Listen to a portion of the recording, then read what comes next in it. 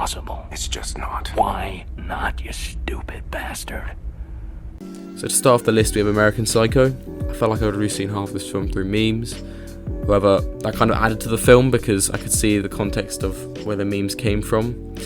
Getting into the film itself, I really enjoyed how they filmed it from his perspective, how he's trying to fit in and be normal, but then also how normal things anger him, and how he does know that he's doing what he knows what he's doing is wrong, but he can't really resist it, and then until he warns one of his assistant at the office to leave his flat so she doesn't get hurt, and obviously she doesn't realise what he's talking about. But it was interesting to see how he did feel remorse for what he's doing to an extent. Christian Bale is obviously an amazing actor, but to any film that he's in I'm going to enjoy. However, the twist at the end I wasn't that invested in. I think there's better twists in films, even on the list that we're going to get into now.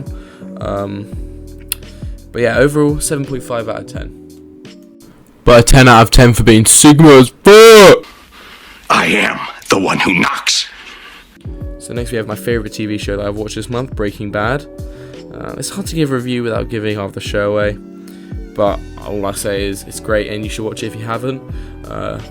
What I will say is that Gus is definitely my favourite villain, one of my favourite villains in all of fiction. Obviously you can't compete to that like the Joker or Darth Vader, but you know, he's up there.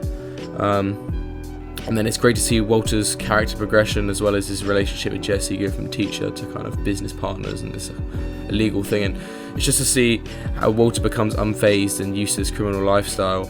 It doesn't really become about his illness anymore, you know, it just becomes about him becoming the biggest meth dealer he can, or meth cook rather. But yeah, I'll give it a 9.5 overall. I'd say my favourite character is probably Walter. I'm not giving it a 10 though because I find Skylar very annoying. What do you want me to do? You just want me to hit you? Come on, do me this one favor. So next off we have Fight Club. I really enjoyed this film. I don't know why I haven't watched it sooner, but yeah, I think the film itself really appeals to, I wouldn't say it's relatable, but it appeals to kind of feeling like you're in this boring lifestyle and you kind of want to escape to something more exciting. You know, I think that's it's the reality of a lot of people's lives. And yeah, I really enjoyed the twist. I thought this twist was better than the American Psycho twist by far. And that's so I thought that was a lot better. I really enjoyed both Tyler Durden and all the other characters. I think my favourite character is Tyler Durden, so yeah, that's why I'm mentioning him in particular. Favourite part of the film, probably the bit at the end. Not even because of the explosions or anything, because I really enjoy the song by Pixies. But yeah, overall I'm giving it a 8 out of 10. Obi-Wan Kenobi! Hello there. So next up we have more recent content in Obi-Wan Kenobi, or Kenobi, the show. I really liked what Deborah Chow took this. It felt similar to No Way Home in the sense that fans got exactly what they wanted between the duel and the flashbacks. I thought the duel was great in showing how Obi-Wan regained his abilities to use the Force.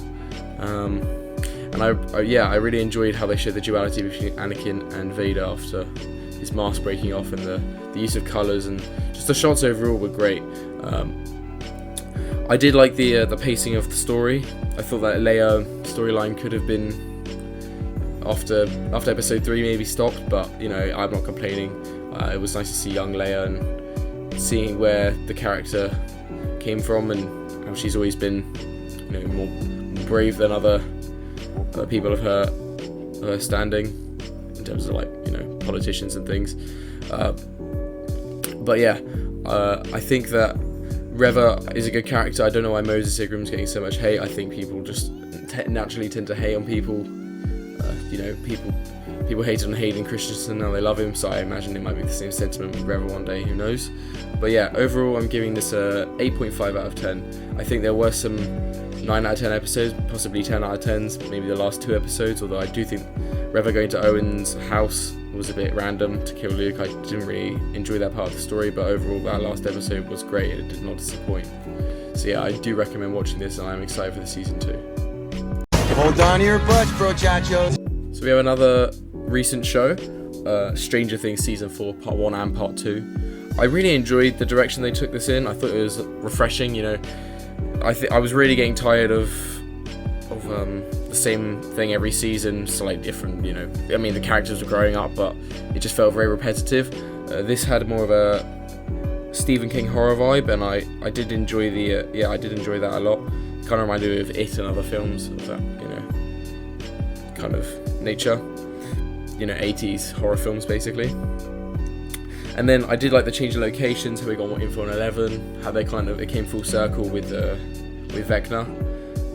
I don't know if I can be bothered for another season though, that's the issue.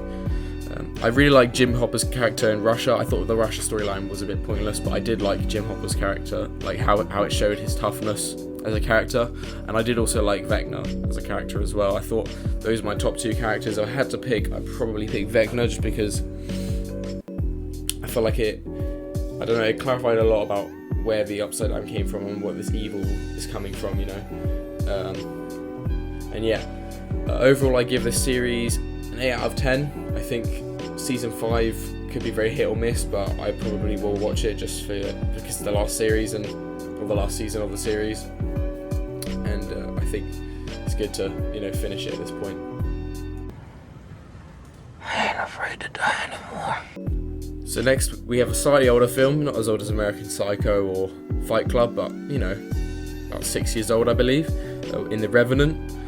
So I really enjoyed this film. You know, it's a lot slower paced than what I'm used to, but that's more of an issue with my attention span. The film itself, I feel like it's one of those films that needs to be slower paced because you really get to see the struggle of Leonardo DiCaprio's character and how everything's taken away from him and how he manages to build himself back up slowly over the whole film.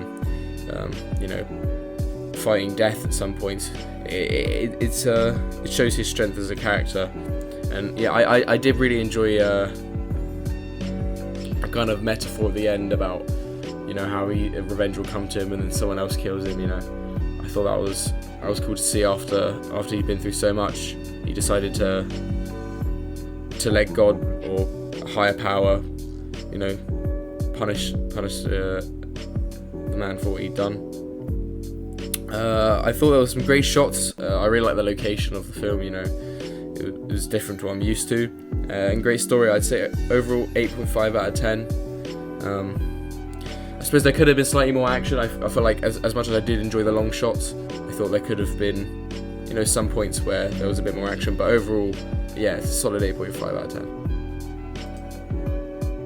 Now today I want to talk about an issue that affects us on a global scale. Weeaboos! So saving the best till last, we have Your Name. So I'm not much of an anime guy personally. However, this film, you know, I mean, I've only watched Death Note, the first season Death Note, and Akira, which I didn't really understand. But this is just the most beautiful film I've ever seen, to be honest. It's very reflective of the idea that you can't really capture certain things in live action. A YouTuber that I'm really fond of, Nathan Zed, made a video about this about a couple months ago, or maybe a year ago, about how animation, you know, it captures things that live action remakes or, you know, the original live action films can't. Yeah, so I really enjoyed the story itself as well, but I could have just watched it on mute with the skies and it would have been amazing. Yeah, it was just beautiful. Probably one of the best films I've ever watched, if not the best. I'm giving this film a 10 out of 10. There's no areas where I can really criticise it. I loved everything about it. I know some people might struggle to watch in a different language. However, I put on subtitles, and I do recommend watching it in subtitles because it keeps me engaged. It forces me to actually have to read what's going on rather than just passively watching it and missing out certain details which might have made the film less enjoyable or harder to understand. So yeah, overall beautiful film. Couldn't recommend it more. Probably the best film on this list and maybe the best film I've ever seen.